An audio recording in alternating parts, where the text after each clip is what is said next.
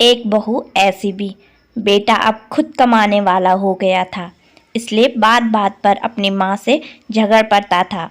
ये वही माँ थी जो बेटे के लिए पति से भी लड़ जाती थी।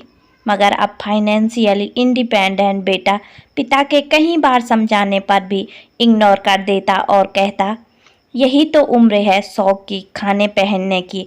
जब आपकी तरह मुंह में दांत और पेट में आंत ही नहीं रहेगी तो क्या करूँगा। बहू खुशी भी भरे पूरे परिवार से आई थी, इसलिए बेटे की गृहस्थी की खुशबू में रम गई थी।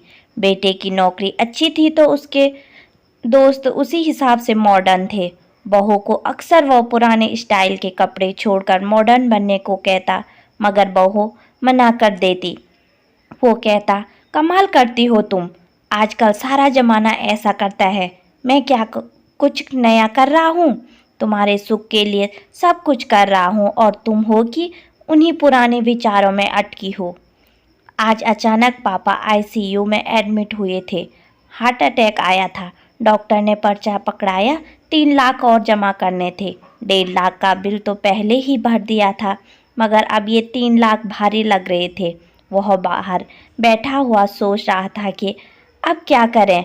उसने कई दोस्तों को फ़ोन किया कि उसे मदद की ज़रूरत है, मगर किसी ने कुछ बहाना कर दिया। आंखों में आंसू थे और वह उदास था। तभी खुशबू खाने का टिफ़िन लेकर आई और बोली, अपना ख्याल रखना भी ज़रूरी है। ऐसे उदास होने से क्या होगा?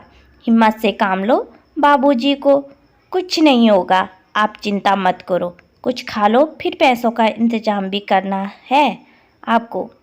मैं यहाँ बाबूजी के पास रुकूंगी, आप खाना खाकर पैसों का इंतज़ाम कीजिए। पति की आंखों से टप टप आंसू झरने लगे।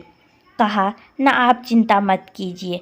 जिन दोस्तों के साथ आप मॉडर्न पार्टियां करते हैं, आप उनको फ़ोन कीजिए, देखिए तो सही कौन कौन मदद को आता है।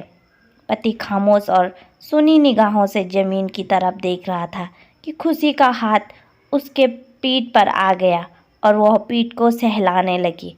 सबने मना कर दिया, सबने कोई ना कोई बहाना बना दिया। खुशी आज पता चला कि ऐसी दोस्ती तब तक की है जब तक जेब में पैसा है।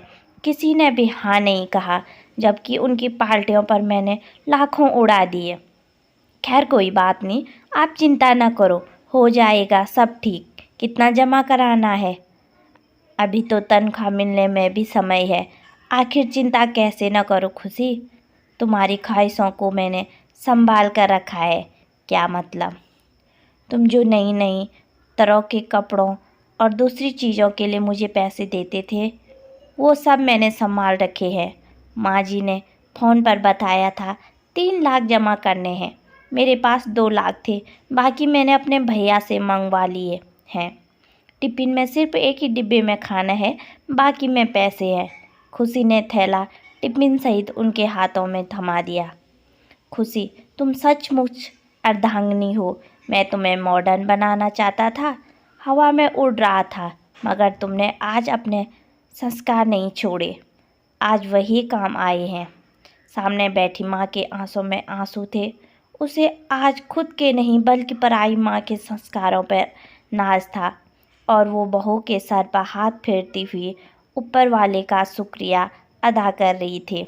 दोस्तों, अगर कहानी पसंद आती है तो प्लीज़ इसे लाइक शेयर, और अगर आप मेरे चैनल पर नए हैं तो इसे सब्सक्राइब करें।